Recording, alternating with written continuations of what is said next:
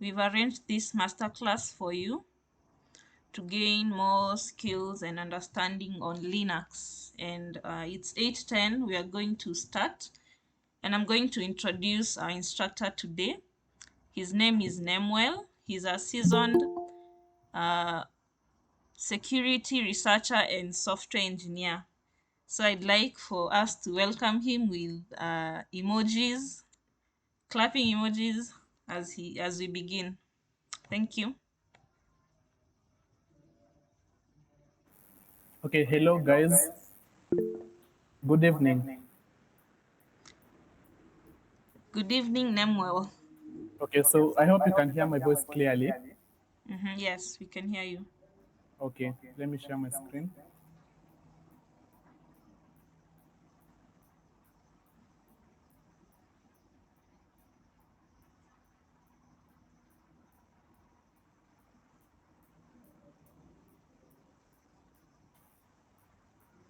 So I hope you can see it. Yes, we can. Okay, so welcome to the Introduction to Linux Masterclass. As Njeri has said, my name is Nemuel Wenaina, and I'm a software engineer and security researcher, and I'm also a technical instructor with that many students on different platforms on the internet. And I think that's just about it for who I am. If you'd like to get in touch or maybe learn more about me, feel free to check out the links that I've included here. I have some projects on GitHub. We can connect on LinkedIn. I'm also on Twitter, and I do some writing on Medium. So, as you saw in the poster, it's a 4-day training. So we're going to begin with the basics, and then we are going to gradually build upon them day by day. So for today, what you're going to look at is a brief history of Linux. You're going to understand why it is good for us as people who are passionate about tech, need to learn it. We are then going to set up the environment. We're going to learn how to set up Linux on our machines. And then you'll conclude by looking at the Linux file system. And then from tomorrow, we shall now look at the Linux command line and learn some basic commands. And on the final day, we shall look at an interesting Linux distribution, which is called Kali Linux, and we will understand its place in cybersecurity. So for today, let us get started on the history of Linux. So Linux started in 1991, and its story starts with a guy called Linus Torvalds, who was actually a student of computer science at the time in Finland at the University of Helsinki. And he started creating Linux as a personal project. And then towards the end of 1991, he shared it online, and other developers from all around the world were interested in it, and they came on board. And that is how the journey of Linux from inception to where it is today started. So he released it as what we call a free and open source project. Free as in, free of charge, so you don't need to pay for anything. And open source, meaning he released the source code for Linux publicly on the internet for anyone to access. And so different developers from everywhere came in and they started to work on it. And the development is still in progress. So there's a link here if you'd like to see it. It's available on GitHub for those of you that know GitHub or have used it before. If you head over to this URL, I've included it in the slide. You can find all the source code for Linux. So this is the account of Linus Torvalds. That is the guy behind Linux, and this is the source code for the Linux project. Let me open it.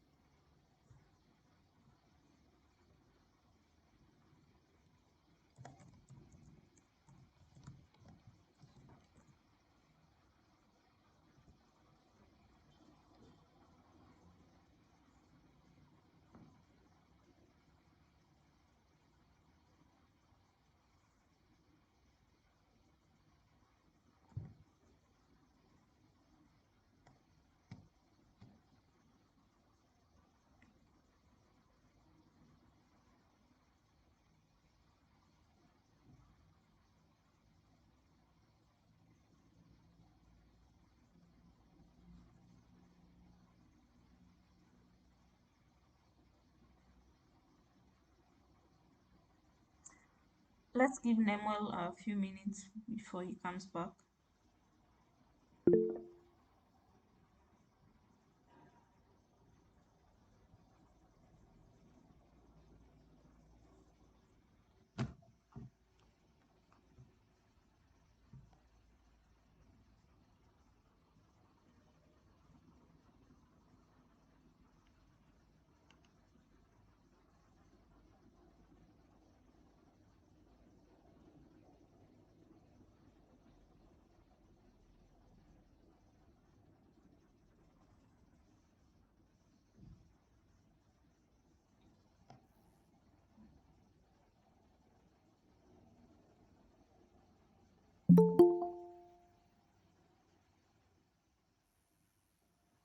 Sorry, guys, I'd lost my connectivity.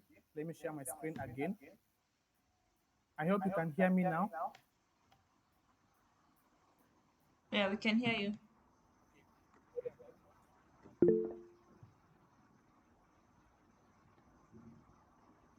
So, as I was telling you, the development of Linux is still in progress today. So all the different developers that came in from different parts of the world from over that years ago, some of them are still contributing and other developers have gotten on board over the years.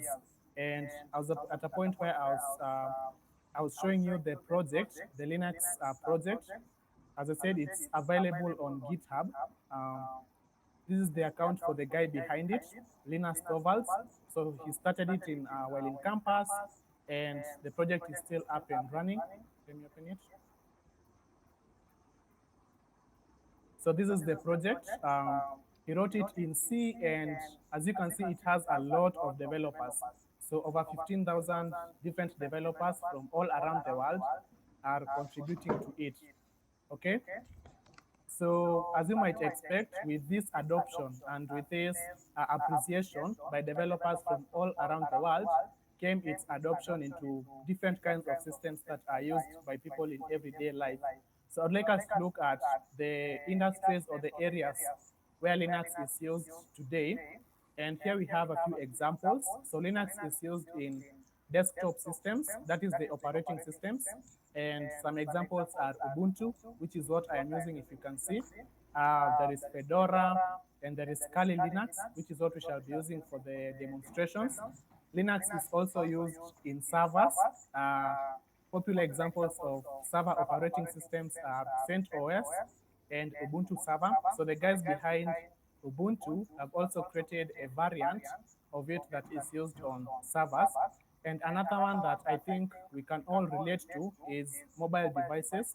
So I'd bet that almost all of us who are in this session are using an Android phone. So Android is itself built on top of Linux. And another use case is in embedded systems. So things like smart TVs, the infotainment systems of automobiles, they all have a Linux kernel somewhere inside them. And a final example that I have is networking equipment. So things like routers, switches, hubs, gateways, etc. All of them are the systems that power these devices are built on top of the Linux kernel. So now that we have understood the history of Linux and where it is being used, I would like us to understand what it really entails, what Linux is and what its place is in all these systems. So Linux is what we call an operating system kernel. And for us to understand what a kernel is, we need to understand what an operating system is. So when you get your machine, the tangible components are called the hardware, and you as the user, without the user interface and all the applications, to you the machine is useless. So the operating system basically sits as a layer between the computer hardware and you as the user, and it is what gives you the ability to use the computer for various purposes. So things like downloading apps, playing games, listening to music, watching movies, all those tasks are only possible because you have an operating system running on your computer. Now, the kernel is to the operating system what the heart is to the human body. So the kernel basically is at the core of the operating system. So just as the heart is central to the operation of the human body, the kernel is central to the functionality of the operating system. So it does things like device management. So when you plug in new devices to your laptop or to your PC, for instance, a thumb drive or your earphones, your headset, it is the work of the kernel to handle that and to present it to you so that you can interact with it. It also does things like process management. So a process in the context of a computer is basically a running instance of a program. So we have a lot of programs here like Visual Studio Code, which is a code editor. So if I open it and it starts to run, what we have is a process. So normally we'll have multiple processes running on our computers. Like right now, I have my web browser, which is Firefox, and I also have my document viewer. So it is the work of the kernel to ensure that all these different programs that are running are properly coordinated between, and they have enough memory or RAM allocated to them. And then we come to something called Linux distributions. So you've said that the Linux project is just a kernel. So just as the human heart on its own is useless, you can't do much good with just the human heart. The Linux on its own, we cannot do much good. So for us to actually benefit from the Linux kernel, we need to extend it and add some other things to it to form an operating system. So different people and actually different companies have taken the Linux kernel. As you said earlier, it is free and the code is publicly available. And they have extended it by adding different things that are essential for us to have an operating system. And they have come up with different operating systems. So for instance, I'm using Ubuntu. Ubuntu is quite popular. The company behind it is called Canonical. So what the company has done is they have come right here, sorry, they have come right here, they have grabbed this project, which is the Linux kernel, and then they have proceeded to extend it and add other things. By other things, I mean things like the user interface, what we are interacting with, things like these applications.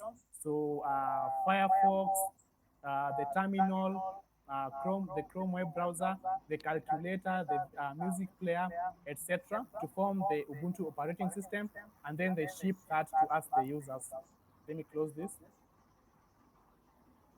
Another example is Google. So the Android operating system was built and is maintained by Google. So what Google has done again, just like Canonical, it has grabbed the Linux kernel and then extended it by adding other things. So your Android phone has a cool user interface. It has other applications like Gmail, YouTube. It comes with the Chrome browser, etc. And they call that Android, and then they ship it to you. The same case with Kali Linux, again, which is what we shall be looking at later on in the training. So the company behind it is called Offensive Security. So they have grabbed the Linux kernel again, and in the case of Kali Linux, because it is meant for cybersecurity, they have taken hundreds of different hacking tools and they have added them onto the Linux kernel, and then they ship it to you as Kali Linux. Now, all these different variants or different operating systems that have been built on top of the same kernel, which is the Linux kernel, are what we call Linux distributions. So maybe you've heard of this term before, or you'll hear of it in the future. I hope now you are familiar with what the Linux distributions or Linux distros mean. And a lot of them have been built, hundreds actually, because even you as an individual, if you are really good in things like C, as you can see, it's written in the C programming language, and they have started to include some Rust code. If you are really good at it, you can just grab the Linux kernel, and then you can add some other things, and you build your own variant of a Linux-based operating system. So if you would like to see a list of all these different operating systems that have been built on top of the Linux kernel, then there's a website called DistroWatch, where they keep track of all the different variants or different Linux distributions. And I've opened it right here. So if you visit the website and look at the side here, you will see a list of the different operating systems that have been built on top of the Linux kernel. So at the top we have things like MX Linux, we have Linux Mint, Endeavor. As you can see, we have Ubuntu here at number 6. And if we look at for Kali, you can see Kali Linux is at number 21, and many more. Let's look for others that we might be familiar with. Uh, I'm looking for, oh yeah, we have Red Hat. We have CentOS, which I had shared a bit earlier. It is used in servers. We have Parrot OS, which is another cybersecurity, another operating system which is designed for cybersecurity professionals, and many more. So this is basically a ranking of all these different variants, and we can click here, more statistics. And as you can see, we have different rankings. So for the last 12 months, the last 6 months, the last 3 months, and the last 1 month. And as you can see, from number 1 to around number 6, 7, we have a bit of consistency. So these are the well-performing operating systems. They are really good, like MX Linux, Mint. We even have Ubuntu right here. And yeah, all these are the different variants. So should you decide to switch, if you're currently on Windows, should you decide to switch to Linux, you can just come right here, go through this list and pick one that looks interesting to you. Um, so I'd like us to look at the benefits of using Linux. I'd like us to understand, the motivation behind all these companies, like Google, for instance. Google is a company that has a lot of talent and a lot of resources, such that they should be able to build their own kernel from scratch. But then, why have they gone for Linux? And here are some of the reasons, some of the benefits that you get when you pick Linux. One is that it's free and it's open source. So of course, if you have a free thing and another thing that you're supposed to pay for, if all other factors are constant, then you'll probably go for the free one. Another thing is that it is open source. So as I said, open source software is software whose source code has been made publicly available for other people to see. The opposite of open source is proprietary software, and proprietary software is software whose source code is hidden. So all you get is the program, the final program, but you cannot see the source code. And a perfect example of that is the Windows operating system. All you get is, the operating system image for Windows, but you never see the source code. But with Linux, as you can see right here, let me open some files. Let me just open a random one. Let's open this so that you can see some of its source code. And as you can see, this is code, this is C code, and it is part of the Linux kernel.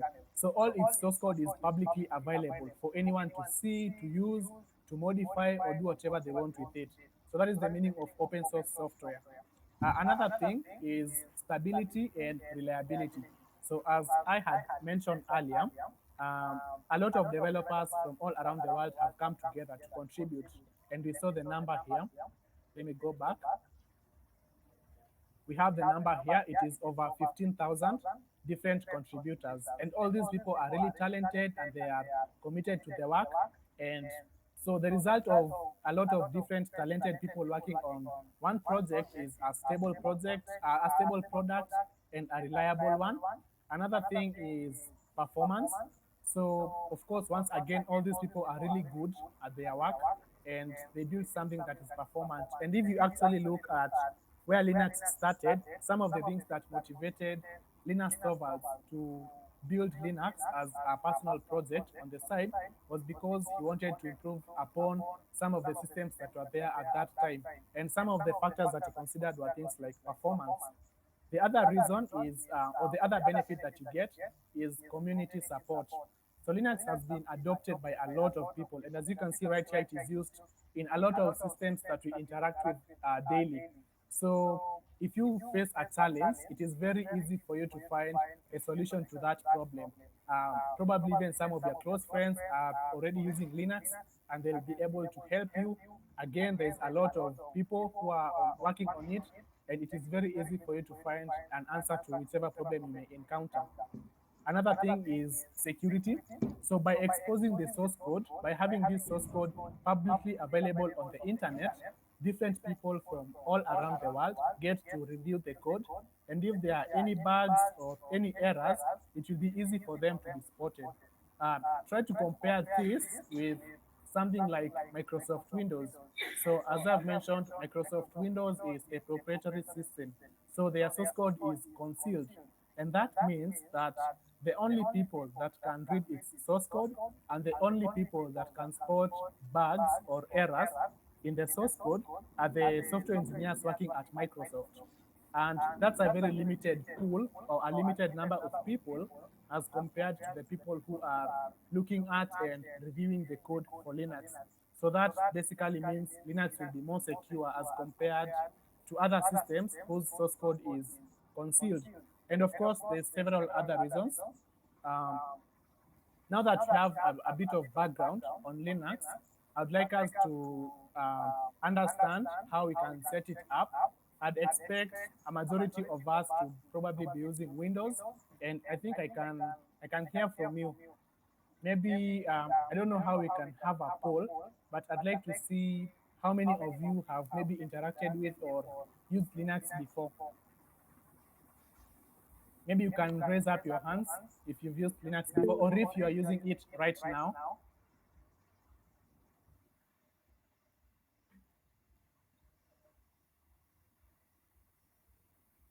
Okay, you are using it right now. That's a nice number.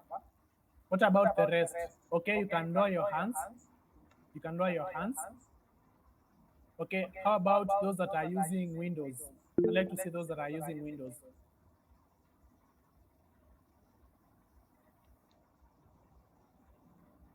Mhm. It's just about the same number, I think. Or maybe those using Linux are more. So, but anyway, even if you're using Linux, I think it will be good if it's okay, you can lower your hands. Thank you. Thank you. At least you're moving together. So, nonetheless, I'd like us to look at how we can set up Linux for the sake of those that may not have Linux already set up on their machines. And actually, this applies to any other operating system out there. So actually, this one should have been installing a Linux-based operating system because we have said Linux is just a kernel. So to use any operating system, you have two ways of installing it. One of the ways is for you to install it on bare metal. And what that means is you download the operating system image and then you burn it or you copy it to a thumb drive, for instance, or any disk, any storage disk, and then you boot. You restart your machine and you boot from that disk. And once you do that, you'll get some prompts which will allow you to install the operating system on your disk. The downside of that is if you're doing it for the first time or if you're not so experienced with, with the technicals, you might end up making a mistake somewhere and ruining your machine. Another downside to it is if you follow that route, that means you'll have to lose everything that you have on your machine at the moment. So right now I have Ubuntu, for instance, and I have a lot of important files on my machine. If I decide to install like Kali Linux on bare metal, I'll have to lose everything that I have on my system right now. And so we have an alternative route, which is actually recommended for those that are starting out, and it is actually the one that I use, and that is to install it as a virtual machine. So virtualization, let me type it right here.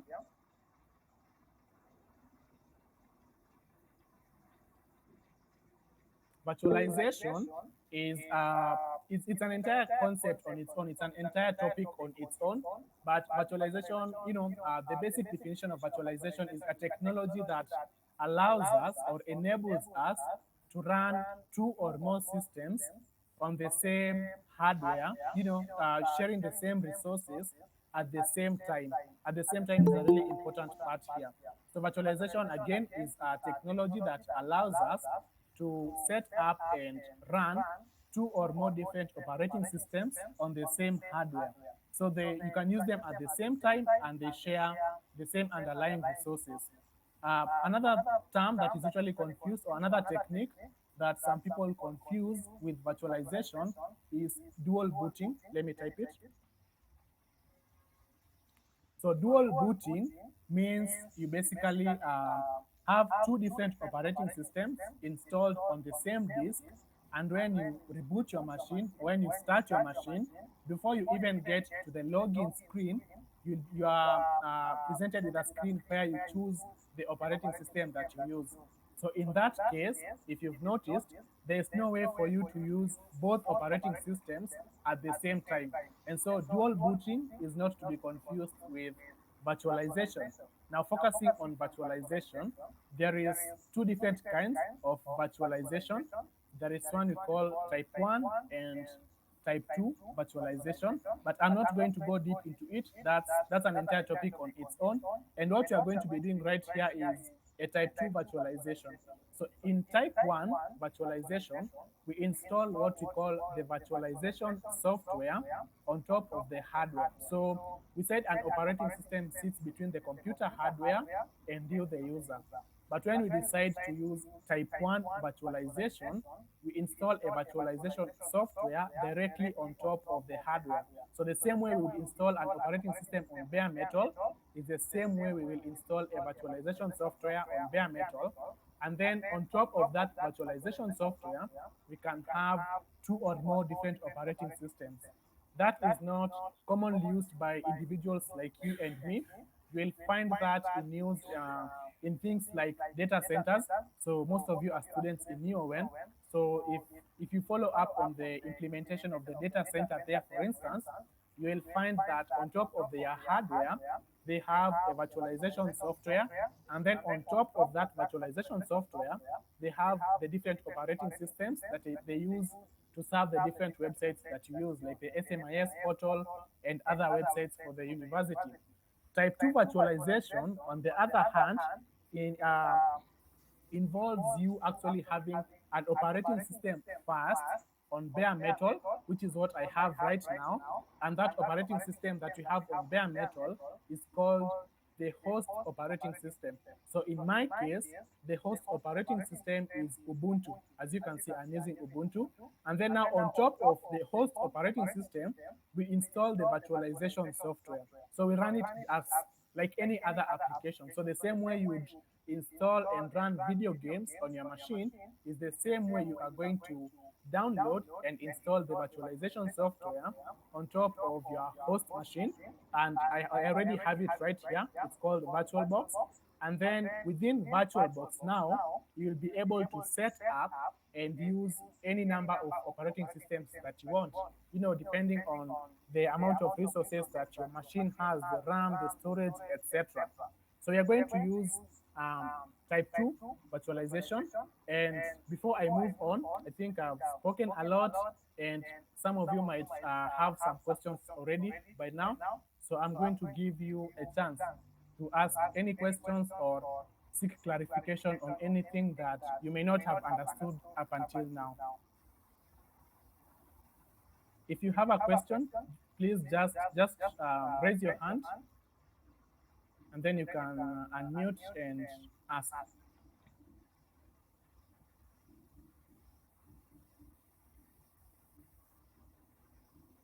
Okay, so I'll assume there's no question. If you've understood everything that we have covered up until now, you can confirm that with a thumbs up, please, so that I can know we are all moving together.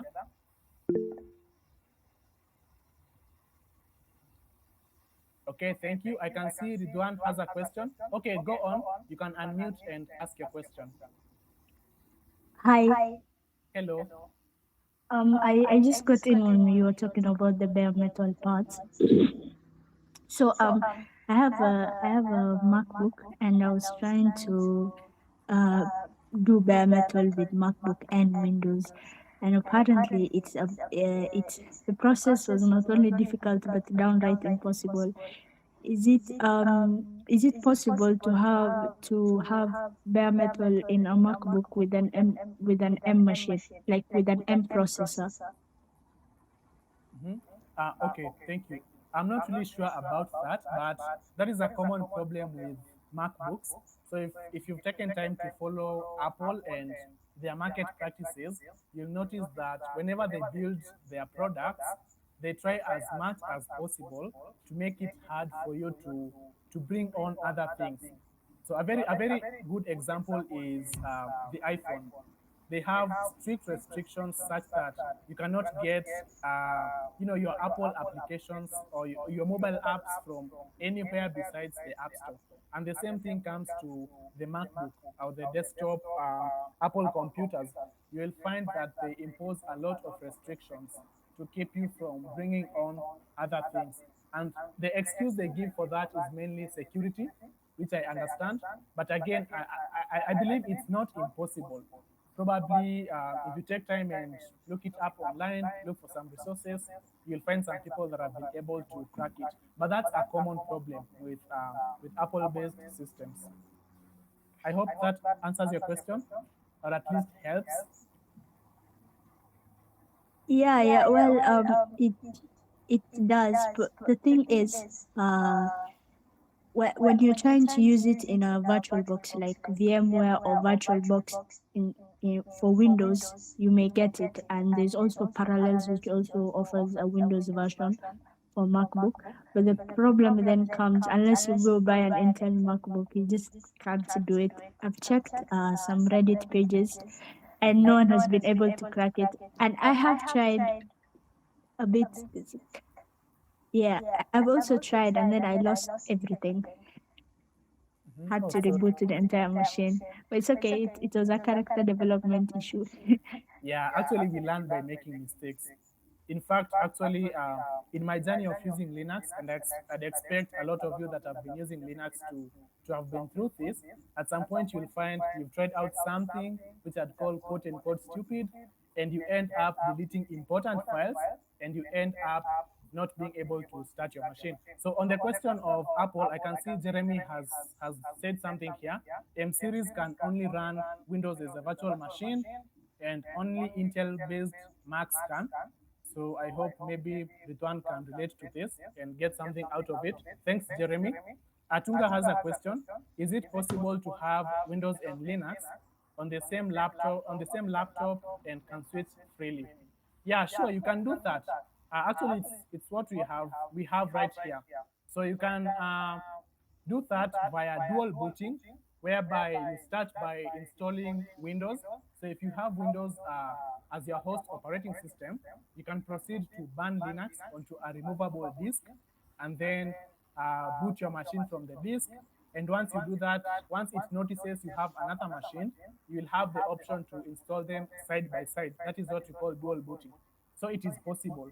Another option, if you do not want to dual boot, is to go with virtualization, which we shall actually be looking at in a few minutes. Um, Another question is by Isaac, can SSD support Linux? Yeah, of course. I don't see why not. SSD is just a storage device like the hard disk, so it should be able to do that. I hope that answers your questions, guys. Howard, please confirm.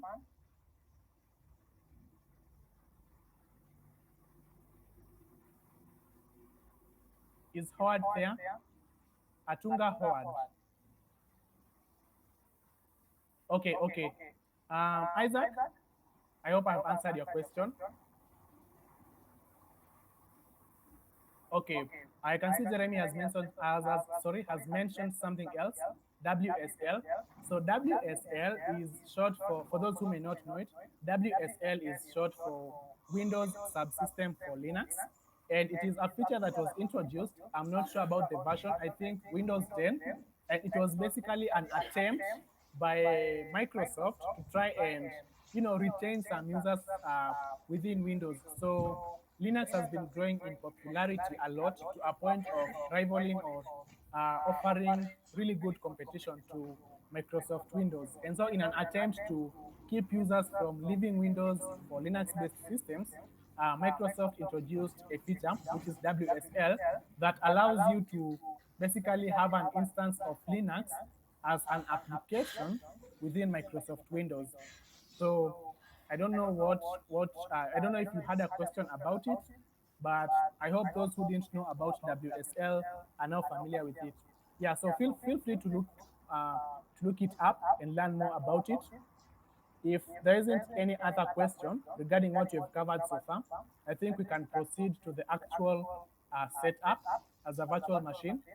Is that okay? You can just confirm with a thumbs up. If it's okay, if we can move on.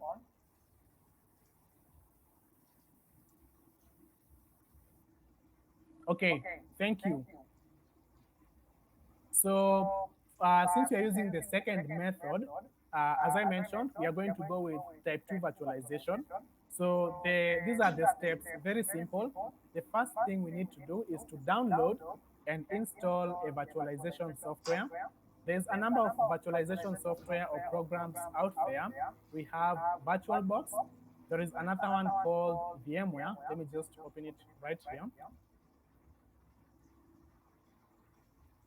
So we have VMware, which is another, as you can see right here, it's a it's a virtualization and cloud computing company that develops virtualization software. So we have VirtualBox, VMware, and many more. We have, as you can see, we have Citrix Systems. All these offer virtualization software. But the reason I've listed VirtualBox as an example here is because it is free and it is open source and it is quite matured, and there's great feedback about it, about VirtualBox, and it is what I've been using for the longest time. So once you have downloaded and installed the virtualization software, by the way, virtualization software is just an app. So when you open it, let me just open it so you can see.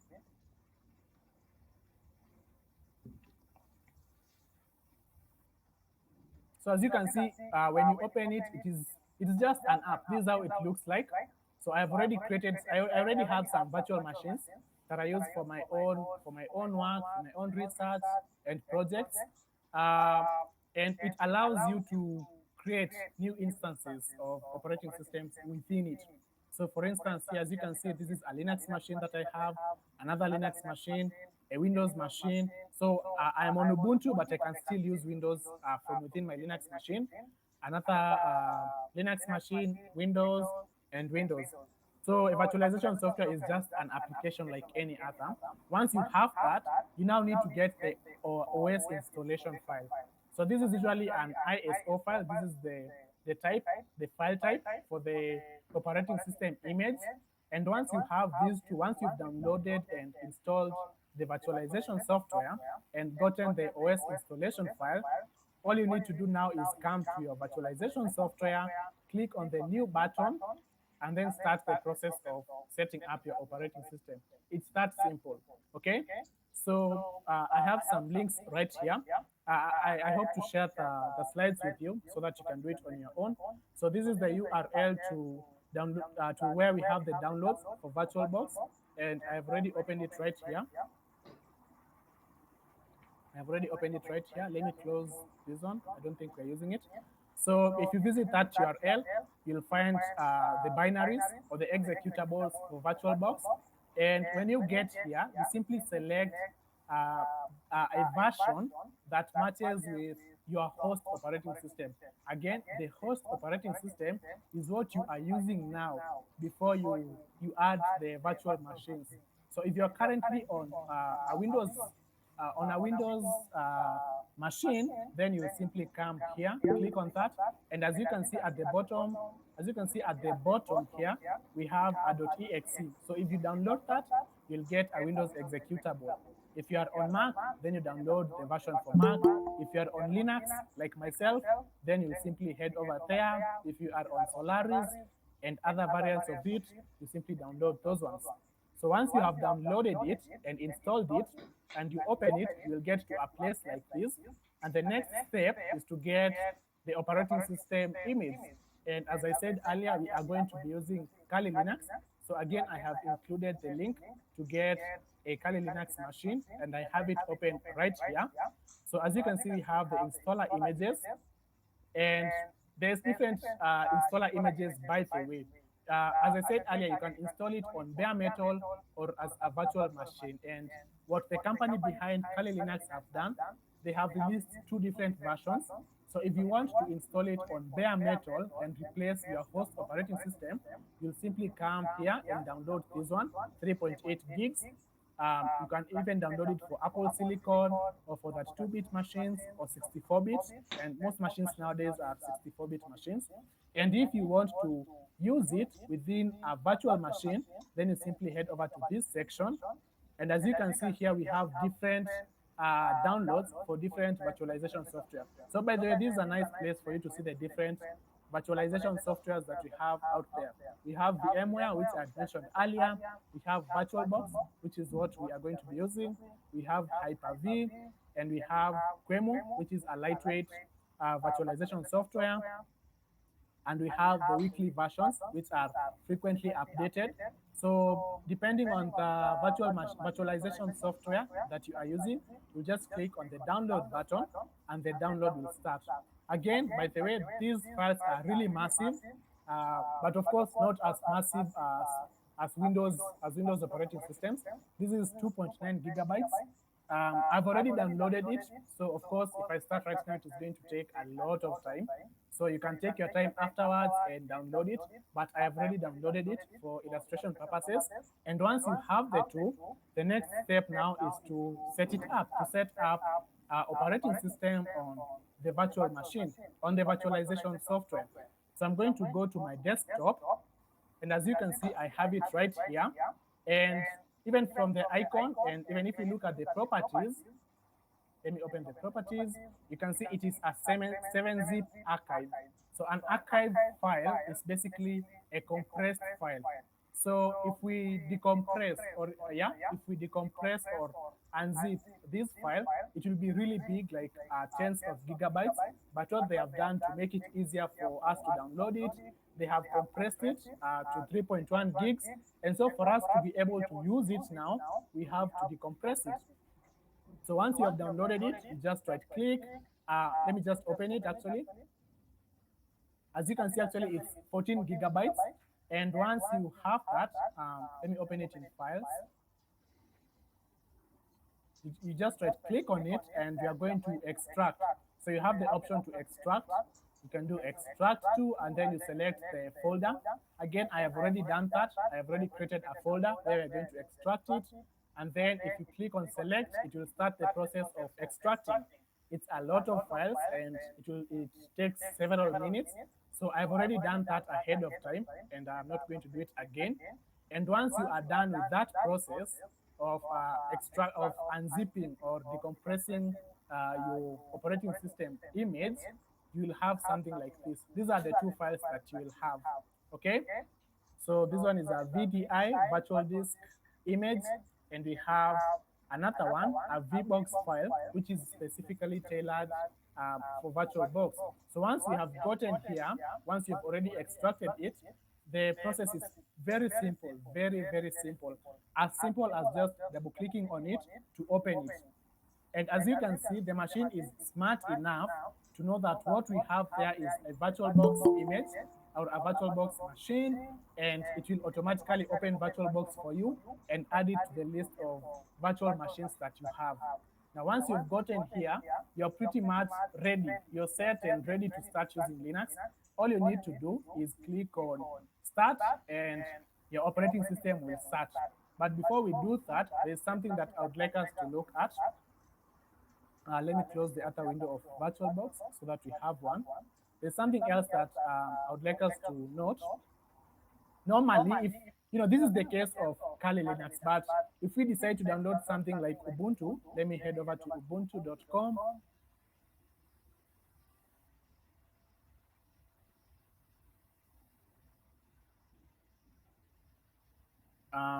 Download now. I hope it doesn't start the download immediately. It will consume my bandwidth. Let's just take the risk. Okay, at least it didn't start.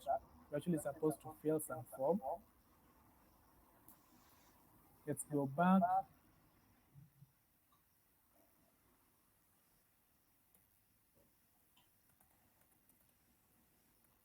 Ubuntu download. Okay, download Ubuntu desktop. So if we download other operating systems like Ubuntu, we will not get the same file as we got with Kali Linux, okay? So different Linux distributions are packaged differently. And so I would like us to look at other ways in which a Linux distribution can be packaged for you to download and use.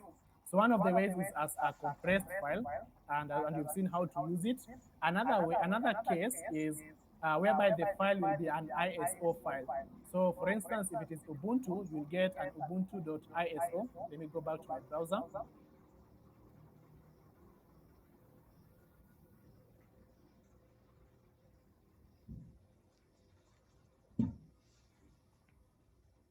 Okay, it seems to be just, okay, we have it. We have the link right here. If we download it, I don't want to start it, but if we download it, we'll get an ISO file. So just a single file, not a compressed file. And in that case, what you will do, you not do just as we have done with Kali Linux. Another process to set up, or another set of steps for you to set up a virtual machine or an operating system, sorry, on your virtualization software is for you to use this I'd shown you earlier.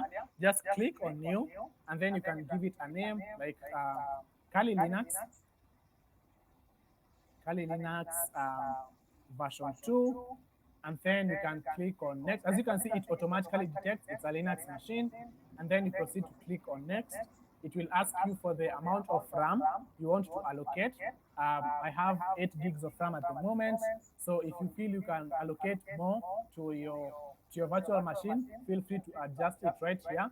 But a warning, please never allocate more than half of your RAM to a virtual machine. The reason for that is your host operating system also needs RAM for it to operate. And if you end up allocating more of it to your virtual machine, then your laptop or your PC will end up hanging and you won't be able to do anything. So click on next, and then here you have a number of options. So you can create a virtual hard disk, or you can use an existing virtual hard disk file. So in our case, if you noticed here, we got 2 files, right? So we had this one, which is what we have used first, and then we have another one, which we can also use as well. So this one is a VDI file. VDI is short for virtual disk image. So you can select here, use an existing virtual hard disk file, and then you can click on this, and we'll have an option to select it. So you can come here, add, and you can come to Kali Linux, open it, and then you can select it. As you can see, it is the only file that is highlighted, and then you can open it, and we can choose it now. Hit choose, and we have it right there, and we can click on create, and there we have it. So we have this one where we just double click on the VBox file, and we have the second one where we did it manually by selecting the virtual disk image. So all the 2 methods are valid, and in both cases you'll have your virtual machine up and running. Okay, so again, I'm going to give you a chance to ask any questions that you may have regarding that before I can proceed to start our machine so that we can get inside the Linux operating system. Any questions?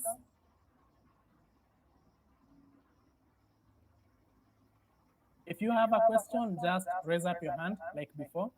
I can see Miner has written something. You have quite many virtual machines. Do you have a RAM of 32 and 1 TB? Oh no, I only have 8 gigs as of now, and I have 500 gigs storage. Yeah, the reason I have that many, I don't use them all at the same time. I just use on an as needed basis. Yeah. So any questions regarding setting up a virtual machine?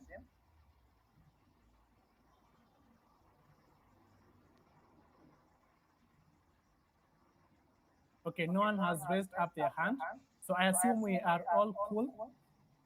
Give me a thumbs up if you're all cool up until now. Nice. Thank you. Thank you. I appreciate that. Okay, so it's time for us to start our virtual machine.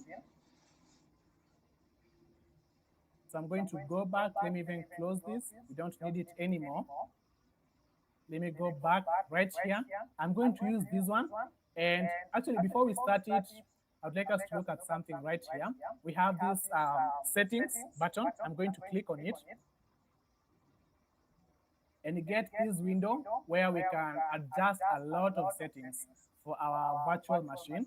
So we can change its name, um, the, the type and the version is automatically configured for us. So if you want to rename it to something like uh, any name, like my fancy machine or my hacking machine,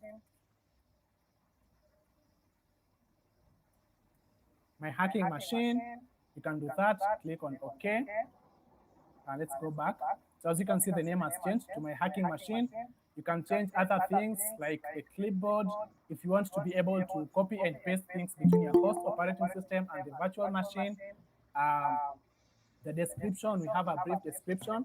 And as you can see, this is where they have included the username, the default username and password. So we log in using these credentials when you start the machine, Kali and Kali. And we also have something else, disk encryption.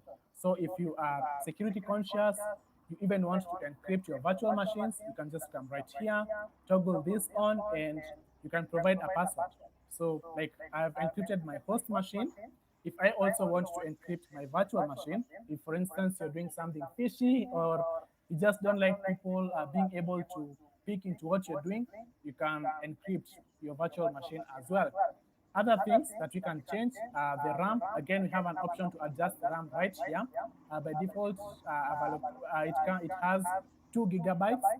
Other things that you can change, the display, the storage, audio, the network. This is really important. We shall look at it on day 4 when you'll probably have a hacking demo. So we'll need to be able to connect to the internet, things like serial ports, USB. So if you've plugged in a hard disk, a thumb drive onto your laptop and you want to be able to access it on your virtual machine, this is where you'll be able to, to play with the settings. Things like shared folders, these are a bit more advanced, and user interface. So you can adjust a lot of things within this settings tab. I'm going to close it for now. And now we can start our machine. So I'm going to click on start. And as you can see, it's starting. Let's give it some time. Here we have Kali.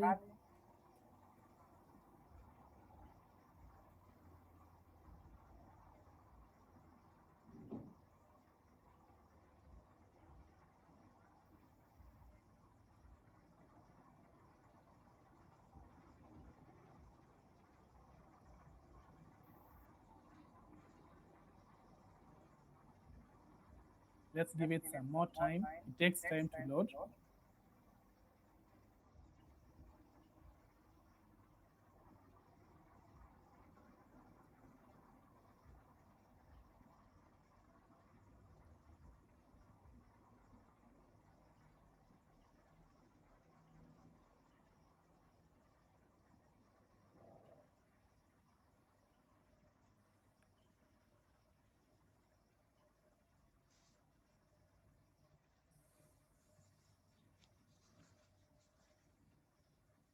Okay, so it has opened, and as you can see, we are taken directly to the login screen. So if you can remember from our settings, the username is Kali and the password is Kali. So I'm going to type that in, Kali and Kali, hit enter, and let it load the desktop.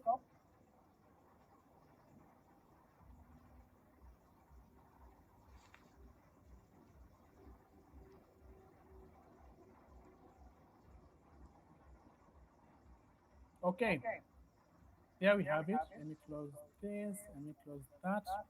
And there we have it, guys. We have been able to successfully set up Kali Linux as a virtual machine on our host operating system, which is Ubuntu. So that is pretty much it. Now from here, you can do anything that you've ever dreamt of doing in a Linux environment. But since, well, we are here to learn more about Linux, from tomorrow now, we shall start learning about something we call the command line, which is basically a way of interacting with the operating system. But before that, before tomorrow, another thing that I would like us to look at, now that we have already set up a Linux virtual machine, is the Linux file system. And a nice analogy that I have for that, whenever you travel to a new place, for instance, to a new city, or even a new country or a new place generally, one of the things you do when you get there is take your time to note the landmarks, understand the major buildings. You want to know where you can go if you want to just hang out during the weekend. You want to know a hotel where you can go for a meal sometime.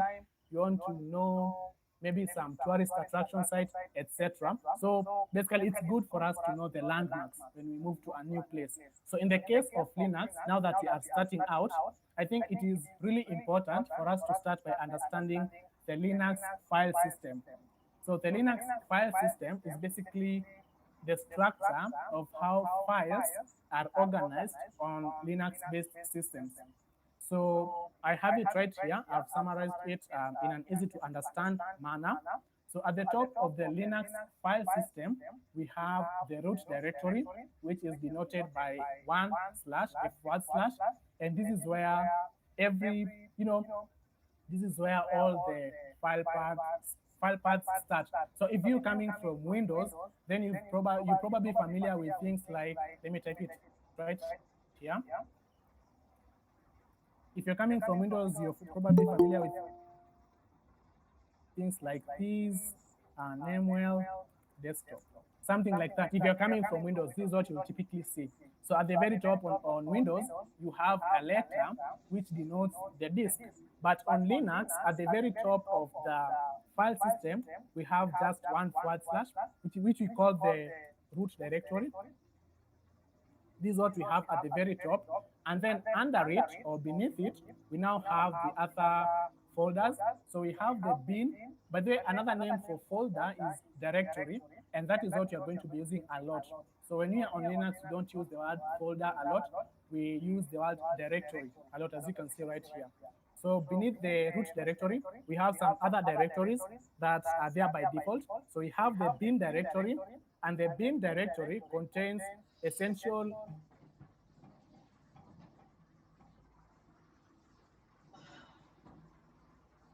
user command binaries. Linux command line, we will cover some basic commands. Now, all those commands are basically files. So one of the philosophies, one of the rules of Linux is that every single thing is a file. Everything on Linux is a file. So all the commands that we shall be executing, let me just open it. Now that we already have Linux up and running, let me open the terminal. This is the terminal. So every single command, one simple command that we shall learn is who am I, which gives us the username of the currently logged on user.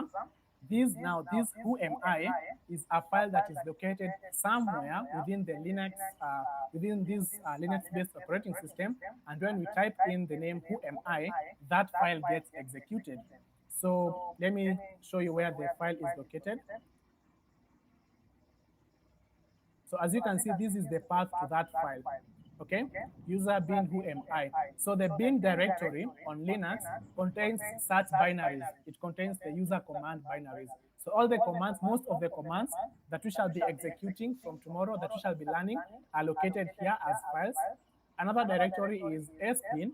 So bin here is short for binaries, and sbin is short for system binaries. Okay, so the difference between the bin directory and the sbin directory is that while this one contains the user command binaries, the sbin directory contains binaries or files or commands that we use for various systems administration tasks. Now, by systems administration, I am referring to things like configuring the network, things like configuring the firewall, things like rebooting our machine, shutting down our machine. The files or the commands that are responsible for doing that kind of work are located within this directory.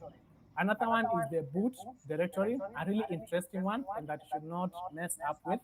So the boot directory, you're probably familiar with the word boot. So to boot is to start the machine. So the files that are responsible for booting up our machine, loading the operating system to the RAM are located within the boot directory. So a bit about it, when you start your machine, when you press the power button of your machine, there's a series of steps. There's a process before we get to encountering or getting back our login screen for the operating system. So the first thing that gets loaded is the BIOS. It does some checks.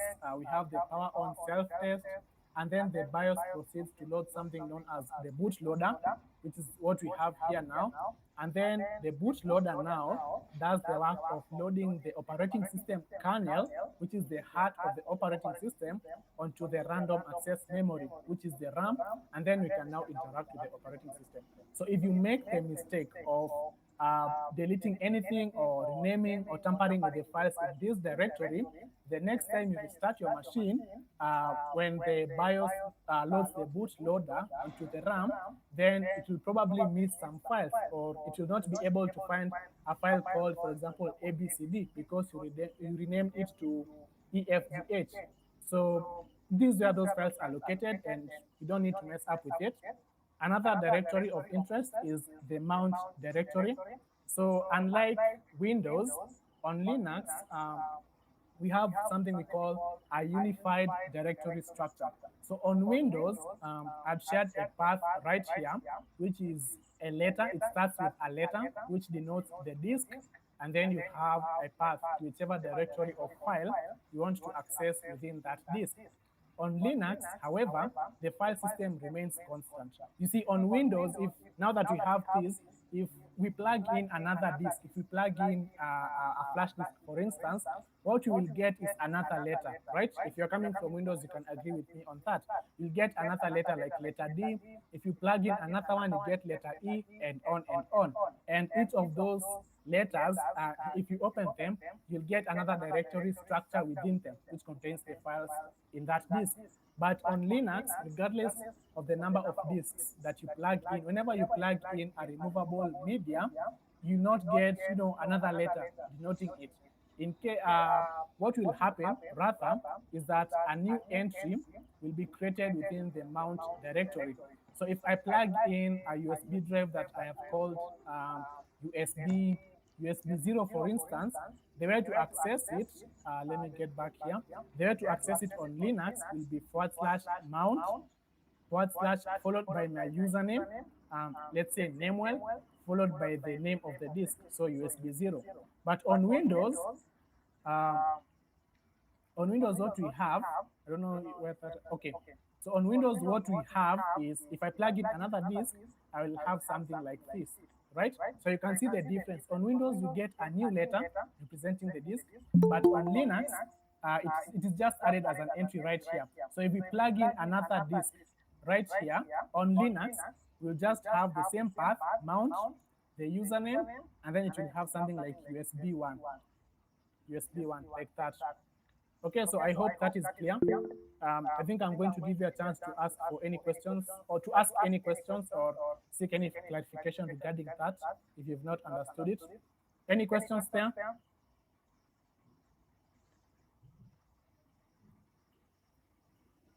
Okay, nice. You guys are really smart. You're understanding everything. I like that. So that is the purpose of the mount directory, by the way. So any removable media that you plug in will go into the mount directory. So that is a difference to note between Linux and Windows. Another directory of interest is the dev directory. So the dev directory serves almost the same purpose as the mount directory. Again, directory is just a fancy name for folder. So don't worry about the word. It's just another word for folder, only that you have Linux. So the dev directory is more or less similar to mount, but it is used by the kernel and other systems processes to interact with the hardware devices. So if you can remember a few slides ago, when we were looking at, the kernel as the heart of the operating system, we listed some of its tasks or its roles as device management. So when we plug in a new device to our machines, it is the work of the kernel to give us, that interface or that platform for us to interact with it. So for instance, if you want to copy files from or to that disk that you have plugged in, the kernel needs to have some way of communicating with it. And the kernel uses this directory to communicate with these devices that we have plugged in. So the mount directory is where we, the users, are able to interact with it. And the dev directory is where the kernel is able to interact with these devices. Another directory of interest is the root directory. So the root directory is the, don't confuse this with this, by the way. So this is the root directory. This one should be correctly referred to as the home directory of the root user, okay? So on Windows, I'd expect a lot of you to have some experience in the past with Windows. I have some experience with Windows from the past. You have a user called administrator, and the admin user is the user that has, the permissions to do anything. Now, the equivalent of the Windows administrator user on Linux is called root. Okay? So on Linux, you don't have something like the admin user. On Linux, you have the root user.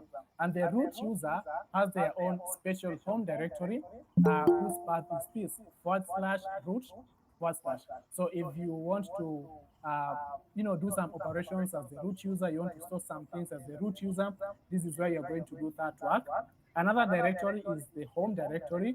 And now this is where we have the home directories for other normal users, okay? So if you, in our case, for instance, let me go back to our Kali Linux machine. Let me clear this window. So as you can see, if you can remember, we logged in with the username Kali. If we look at where we are, again, don't worry about these commands. We will learn all about them from tomorrow. If you look at where we are in the file system, you will see we are in /home / followed by Kali. Kali here is the username. So the /home directory is where we have the home directories for all the users on our system. So if we decide to add a new user, and we learn how to do that, if we create a new user called Namewell on our Kali Linux machine, the path to his home directory will be home, and then his username, which is Namewell. If we decide to create a new one, we'll have something like home / what name, maybe Wainaina, something like that, and on and on. So the home directory followed by the username. The other directory of interest is the temp directory. So temp is basically short for temporary. So as we run different commands, as we use different files on our systems, um, they sometimes create some temporary files. For instance, if we decide right now that we are using Firefox, I'm using the Firefox browser. As I am using it, the Firefox browser may decide to, the way, according to how Mozilla have developed it, it may decide to, create a temporary file, maybe to save the tabs that I have opened right now. And then when I shut down the machine, the files get erased. So the temp directory is used for such purposes. If a certain program is running and it would like to generate some files for just temporary use, these are those files will go. Even for us as users, if you have some temporary file that you won't need after restarting your machine, you can just create it right here. And if you are into cybersecurity, I am, and you deal with malware, Linux malware, most Linux malware variants will use this directory to hide themselves, because again, no one would think about going to the temp directory because they know it just holds temporary files. And so what those kinds of malware will do is they will hide themselves in this location, because it is very rare for someone to go looking for something right here. Another directory is the var directory. Again, var is short for variable. So this directory holds variable files. By variable files, I mean files that are continuously changing. So right now, as we use our system and as we use different applications, they do something known as logging. And a log file or a log is, or logs basically, are a record of events. So I'm trying to look for a very relatable example. Mhm. Um, if we, for example, even if we, for example, open right now that you're using Firefox, for instance, Firefox might have been developed in such a manner that from the moment I open the application, every single thing that I do. So, for instance, if I create a new tab, Firefox might decide to, for the sake of the future, create a file somewhere and record in it, Namewell created a file at this time. I created a new tab, sorry, at this time. If I delete it, it might decide to record Namewell deleted that tab at this time. So these files that are consistently changing are located in the var directory. And for those again that are in cybersecurity, this directory is also significant in that uh, the network stack of the operating system logs all the different connections that happen in this directory. So for instance, if there's a program that is hidden within my operating system and it connects stealthily behind the scenes to some computer that is controlled by hackers, all that activity will be recorded within this directory. So if you are a forensic investigator, if you are into digital forensics, and you suspect there might be something that is running behind the scenes, you can simply head over to this var directory. Let us just wait right here so that you can see what I'm talking about. Let us head over to the var directory. And as you can see here, we have a list of other directories. We have things like backups, cache, lib, local. Let us go to something like mail. We don't have something there. Let's go to www. As you can see right here, for instance, if you go to var HTML, here we have this is the homepage for the Apache 2 server. And when we start to interact with this server that comes by default, that comes installed by default on Linux-based systems, it will start to create some files, some log files, which keep track. Actually, I've seen it. We have a log directory here. Let me just head over to it so you can see if we have some logs already.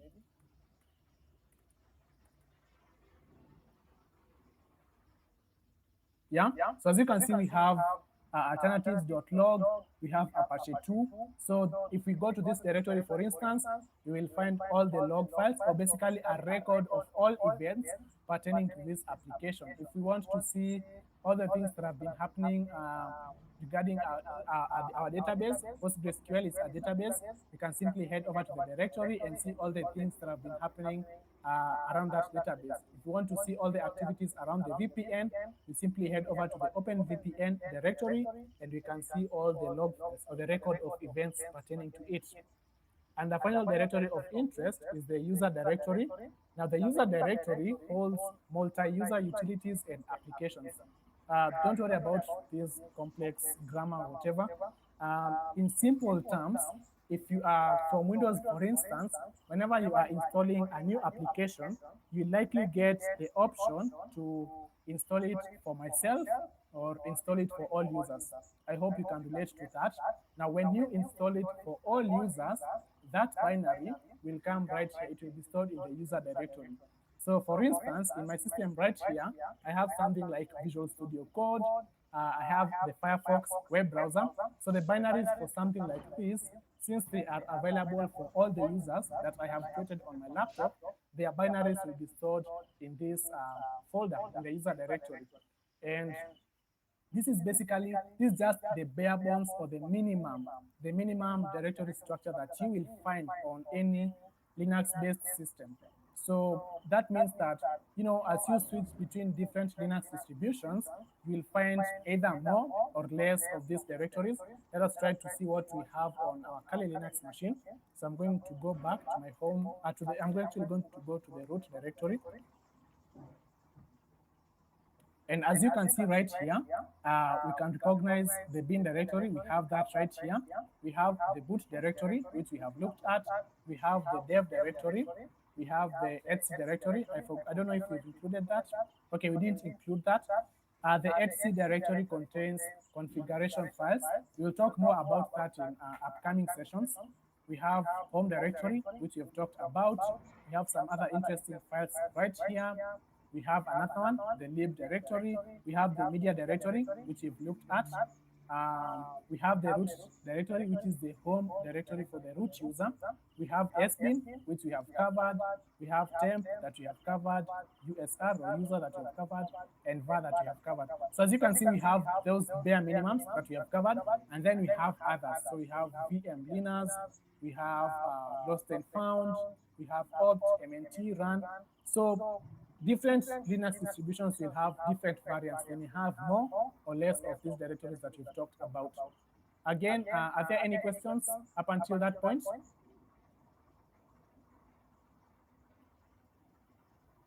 If you are understanding everything, if you are enjoying the session, please show me that with a thumbs up, please.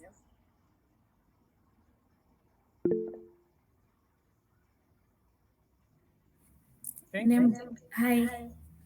Okay, hi. I have a question or rather a clarification.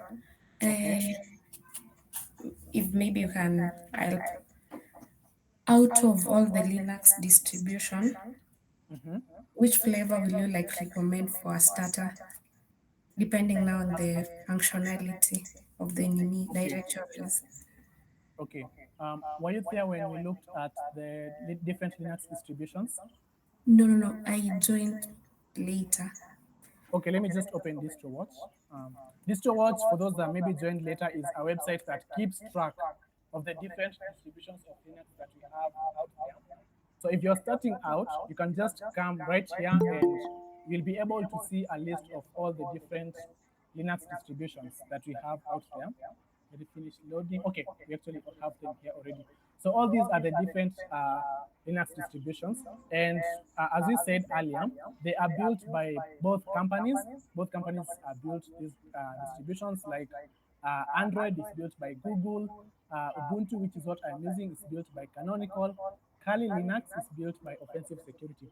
Now, the choice of the Linux distribution to use comes down to your own preferences and what you want to use it for. So, for instance, if you're just a Windows user that does nothing more than listening to music, playing video games, maybe just surfing the web, a Linux distribution that I would recommend is one called Zorin. I'm sure very few people maybe know about it. Zorin OS. It came out not so long ago, and I'm yet to try it out. It's on my list. Zorin OS. So as you can see, it is the alternative to Windows and Mac OS. So if you are on Mac or on Windows and you just want to have a feel of Linux without, if you're from Windows and you play a lot of video games, you probably know that you'll not be as able to play those video games on a Linux-based environment. So Zorin OS is built with those users in mind, and you're able to actually run Windows applications on Zorin OS. So if you, for example, use things like Photoshop, which are only available for Windows, and you want to have a feel of Linux, you can simply come right here and download Zorin OS, and you'll be able to enjoy the experience of Linux and also do the same things you're able to do on Windows. If you are into cybersecurity, a Linux distribution that will be for you is Kali Linux, which is what we have right here. And the reason for that is Kali Linux, as we will see in future sessions, comes with I think around 600 different hacking tools across different categories. So if you want to gather information about your target, you have your tools right here. If you want to look for vulnerabilities or weaknesses in your target, you have the tools here. If you want to target web applications, you have the tools here. If you are looking for if you want to just use Linux for something like for just your own tests, just to test some lightweight programs, maybe you're working on some small Linux projects, and you want just a very minimalistic operating system, then you can download something called Puppy Linux. I don't know if it is here. Yeah, Puppy Linux. It is actually less than one gigabyte in size. It's about 500 MBs to 700 MBs. So it is very small and very quick to download and set up. So if you want something small, you can just download that. If you want something with a very easy to use user interface, you can download Linux Mint. So different Linux distributions are designed with different target audiences in mind. So maybe you can share what exactly you want to use Linux for, or maybe what your specialty is, and then you can try to pick one that might suit you. Okay, thank you. Specialty.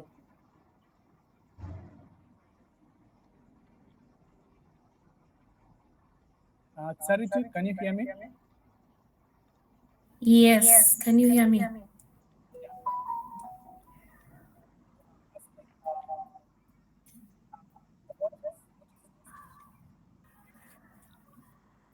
Nimekupoteza kidogo. Yes. You're not audible enough. Okay. Can the other users hear me? Please confirm so that I can know if I'm losing my. Okay, the other users can hear me. Let me just type it here. Okay.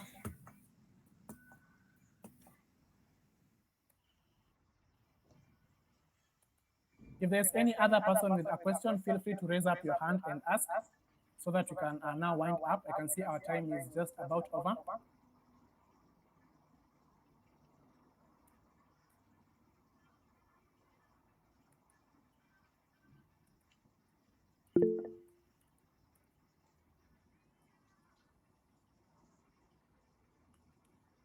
Okay, Godfrey, I can see you've raised up your hand. Go on, ask your question.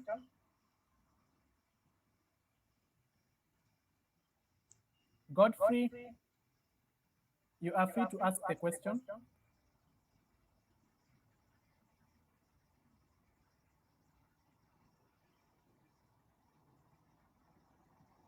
Can you guys hear me?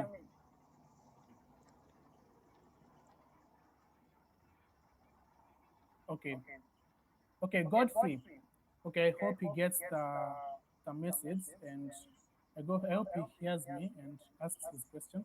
Okay, someone has asked, is there an OS tailored specifically for web development? Nice question. Actually, I've just remembered it right here. So if you are, okay, let's hear Godfrey first. Go on, Godfrey.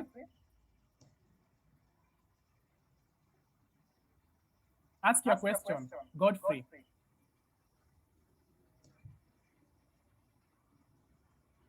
Okay, let us go on with this one.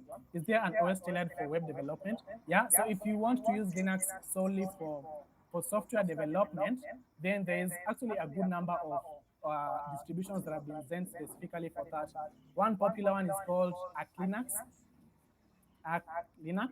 I haven't tried it out, but I see its users bragging around, so I guess it's a great platform for software development. I'm into software development myself, and Ubuntu also works quite well for me. So basically, it's not a must that, for example, if you're into cybersecurity, you're not limited to using Kali Linux. As you can see, I am on Ubuntu, and I'm able to do a lot of things because, again, you can always download and install those hacking tools that are here. You can always, if you need a particular tool on this list and you are not on Kali Linux, for instance, you can always go online and download these tools. If you want to do Wi-Fi hacking, for instance, you can always go online and download these tools. So you're not limited to one specific one. But one that I hear mentioned a lot in software development is Arch Linux. So you can look that up. I hope that answers your question, Ambrose.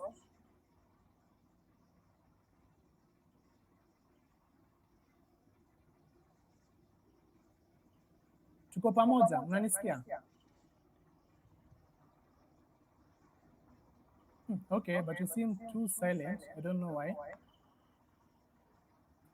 Okay, so let us just, all right. So now that you have understood the Linux file system, I'd like us to look at just a few differences between Linux and Windows. And the goal of this slide is to basically set the precedent for what we shall be doing as from tomorrow, which is doing a lot of work on the command line, learning a lot of command line, a lot of terminal commands, sorry.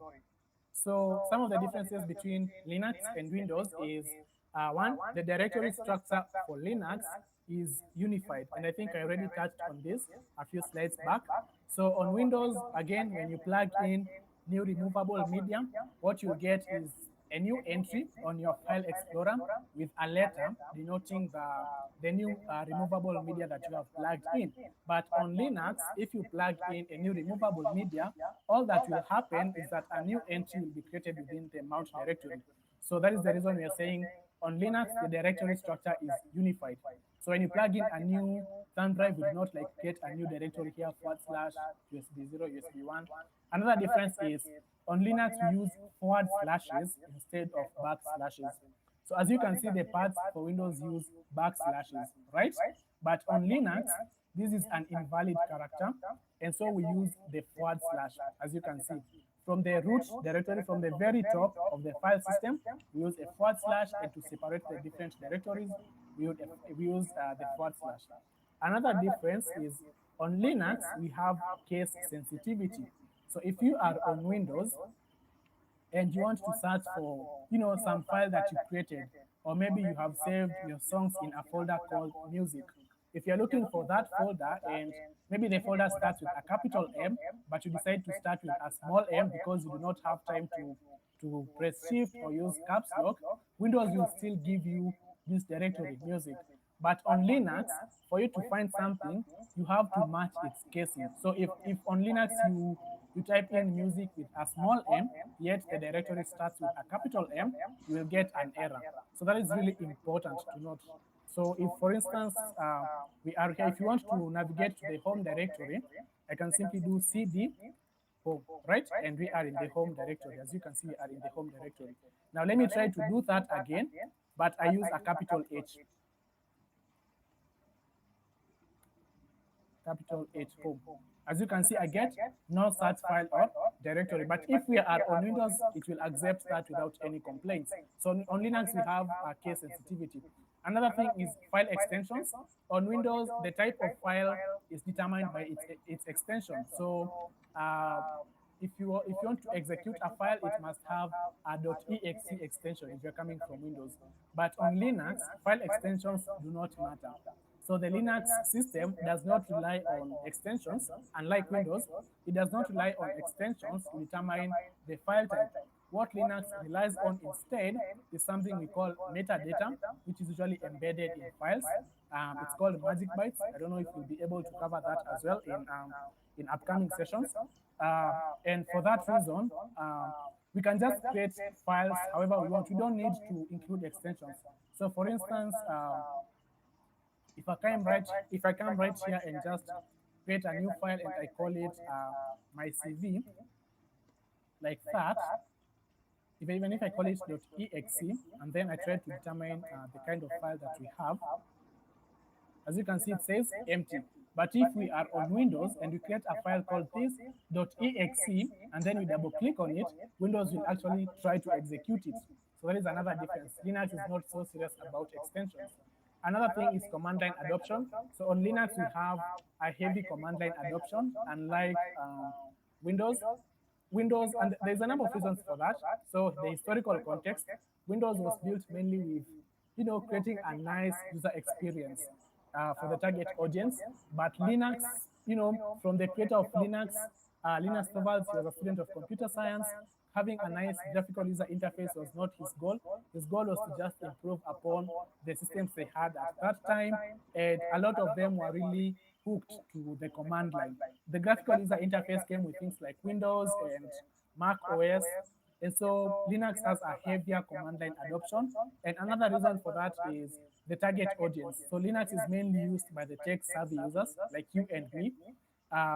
And these tech-savvy users entail software developers, cybersecurity enthusiasts or experts, system administrators, DevOps engineers, data analysts, etc. And so all these people will, a lot of the work that they'll be doing will only be possible or efficient if done from the command line.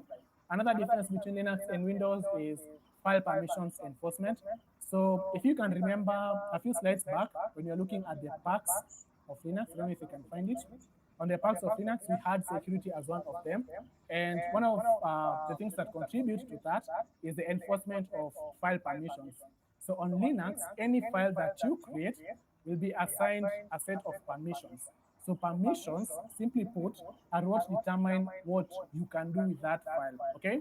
So on Windows, if you download an exe file from the internet, if you double click on it, by default, it will be executed.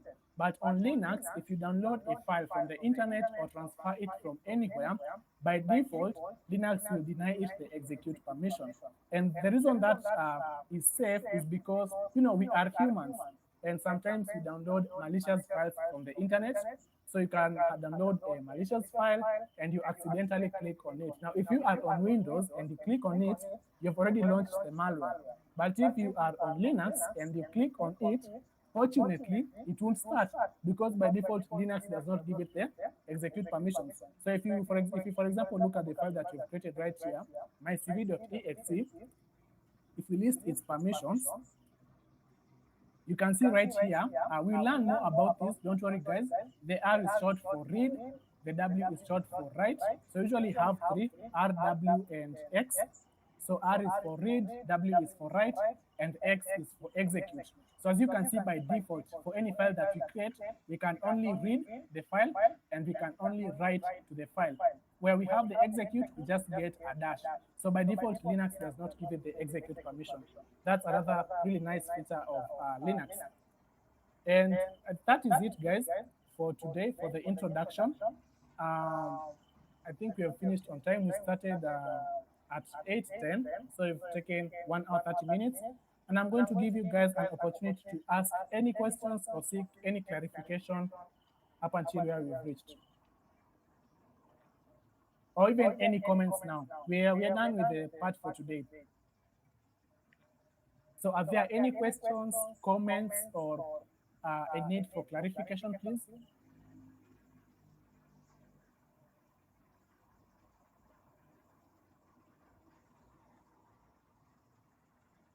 Come on, guys. Even if you've learned something new, maybe you can raise your hand and tell us what you've learned. Yeah, feel free, guys, to comment anything. Okay, yes, bro. Jesse? Good evening, everyone. Good evening. Yeah, thank you so much, Nimue, for that. It's very insightful, and we've learned a lot.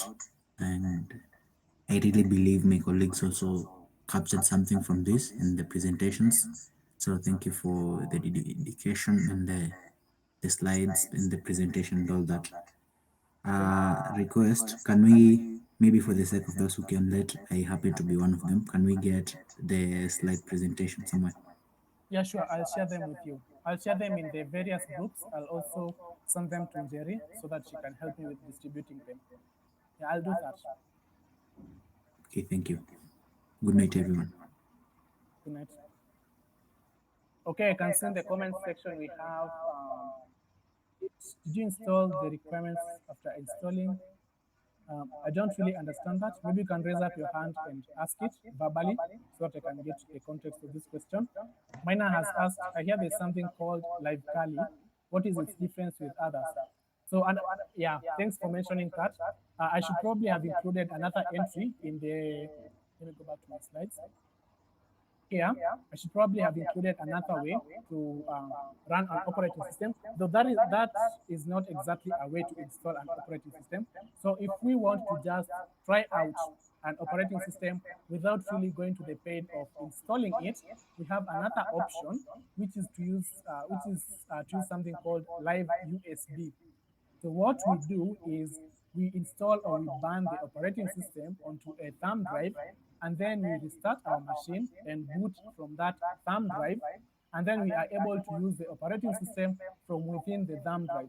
So I do not go on to actually install it on our bare metal or on our storage disk. We just use it from that thumb drive. So that is what live operating system means, or using it via live USB.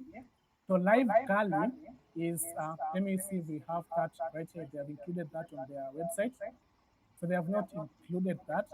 But to do that, all you need to do is just come right here, download this one, download this installer, and then burn it onto a thumb drive.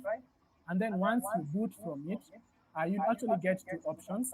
You'll have the option of installing it onto bare metal, which is what we have here, and you'll also have the option of actually directly running it. That is what we call Live Kali. I hope that answers your question, Mina. Okay. Ambrose, I'm still waiting on you to add some context to your question, maybe. I didn't really get that. And maybe as we await for any other questions, I can add something really, really small that might help you when you actually go about doing it. When you install it for the first time, if you're actually getting started with virtual machines, you just installed VirtualBox and you've installed Kali Linux, you might have a challenge whereby this screen, this window will be small. It won't be this big. It won't fill your monitor. You'll find it, for instance, occupying this space. It will be small like this, and that makes it difficult for you to interact with it. So if by any chance you get to that point, all you need to do is click on this button right here, devices, and you'll have the option to insert guest additions CD image. And this is basically a set of files that allow you to extend your virtual machine. So in this case, we want to extend it by allowing it to occupy the full screen. That is that is really important. By default, you won't get that. The reason mine automatically extended to fill the entire screen is because I already have it, because I've been using virtual machines before. I don't think we have any other questions. You guys don't have even comments, or you are shy.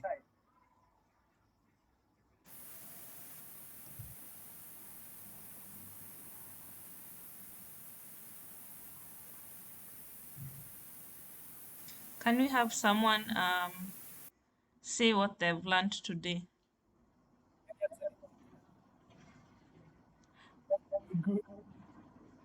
Personally, I didn't know there's that many distributions of Linux. I only knew Ubuntu, Debian, and Fedora, but I've seen there's like 50 plus distributions. So that's one thing I've learned today. And you can actually build yours. If you're interested in leaving a legacy, you can actually embark on building your own distribution, and it will be added to the list. Oh, wow. Interesting. Can anyone else say what they've learned? Let me pick this one. Joy, the one that I've highlighted here. Joy, please say something. I've just picked randomly. Okay. Hi everyone. My name is Joy. What I've learned today is the difference between Windows and Linux. I didn't know that. For example, the case sensitive, I didn't know that. I didn't know about the backslash and the forward slash. I also didn't know about the path to the directories and folders, the difference. So that was very insightful. And the presenter, Nemuel, you're also very, you know these things. So it was very insightful. Yes, good night. Okay, thank you. Someone else? I can see a new comment. Okay, are there certain requirements that a machine should have to be able to support Linux? Yeah, so there's minimum requirements, of course. Some of them are things like the amount of RAM that you have. So you'll find to run something like Kali Linux, if you want to install it on bare metal, you'll find that you need to have, for instance, at least 1 gig or 2 gigs of RAM. Linux is more lightweight. Another thing is, another of the requirements is things like the storage. Of course, if you can remember when we decompressed the zip archive that we had downloaded, it was up to 40 gigs, I believe. So you need to have that much space. So those are some of the requirements that your machine needs to have. And just about any machine out there will have met those requirements. I can't seem to think of any laptop that will have less than 40 gigs of storage. Another question, what is meant by kernel headers? So kernel headers, okay, header files first. The Linux kernel is built using the C programming language. And in C programming, we have things known as header files. So if you have a certain block of code that you intend to reuse across different files, different other C files, you can put that code in what we call a header file, and it ends in a .h file. So for instance, with the kernel, within the source code of the kernel, we have that code that is reused several times in the other files of the kernel. So that code is stored within what we call the kernel headers. So you might actually meet this term when you are installing some applications, or when you want to use Linux for some specific purpose. You'll find that you are required to install the kernel headers if they are missing. Is Linux affected by viruses? Really nice question. Yes, Linux is affected by viruses. However, Windows remains the most targeted operating system by viruses. And the reason for that is, of course, Windows has the largest market share. Last time I checked, I think it's over 80% of the consumer market. use Microsoft Windows, and Linux is used a lot in things like the cloud environments. Well, we like other people like we, the developers, use Linux. But then over the past 3, 4, 5 years, there has been a notable spike in malware targeting Linux platforms. So Linux is affected by viruses. And the reason for that spike is because attackers or the cyber criminals or the hackers have noticed that there's a lot of gain to get if they target, those machines in the cloud environments. For instance, I'll probably have a lot more control if I target the machines in the university's data center as compared to when I target you as an individual. If I target the machines at the university data center, I will have control over all the marks and all the records for the students. And there we have Linux. But if I target you, a Windows user, all I'll have access to is your files. So Linux is affected by viruses and it is targeted by viruses. And actually, that is one of the things that I do. Let me show you something.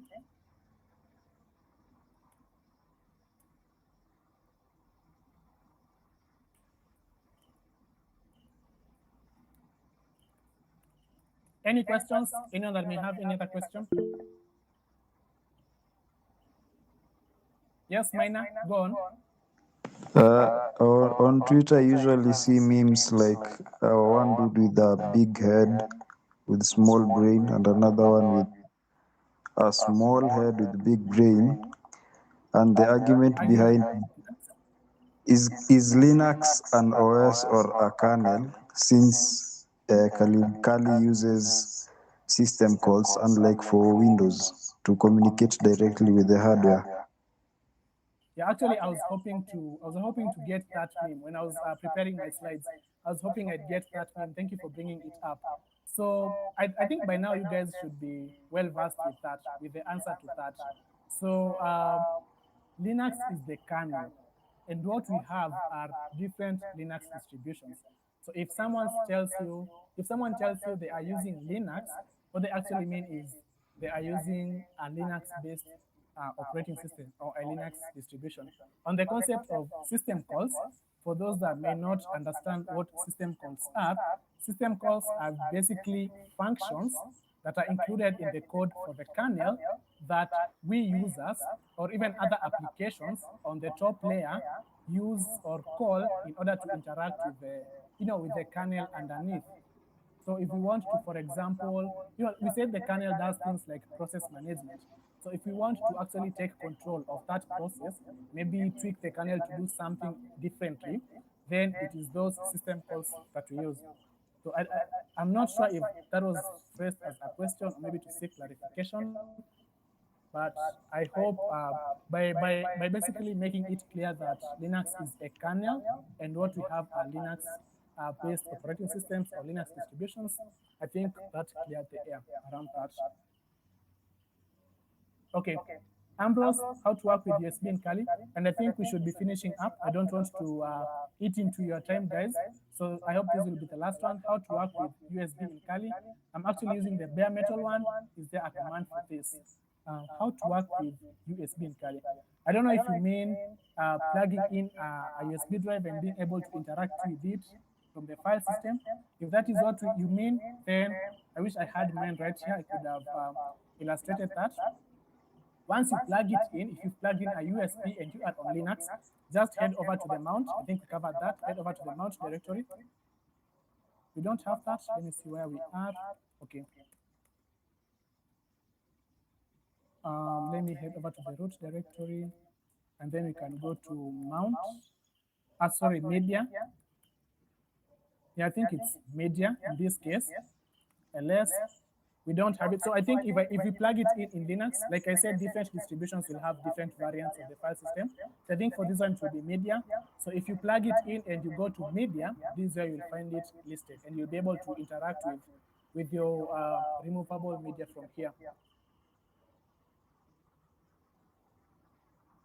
No, okay. I hope that answers the question. Cool. I think that is it, guys. Thanks a lot. I've really enjoyed it. I've really loved sharing it with you, sharing my expertise on the basics of Linux with you, and I hope to see you guys tomorrow. Over to you, Njeri. Thank you so much, Nemuel. It's been a very educative session. I've learned a lot, and I hope that you guys also have learned a lot. And we hope to see you tomorrow for the command line. That's where we're going to learn the command line. Nini, for the way Nemuel has been typing CDLS, that's what we'll be going to do. And we hope to see you tomorrow. And thank you. Have a good night. Good night, everyone.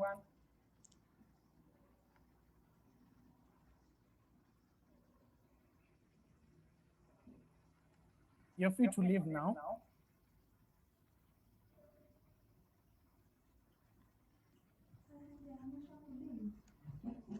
I'll just end the call for everyone. Okay, just do that. Are you done? What's wrong with you?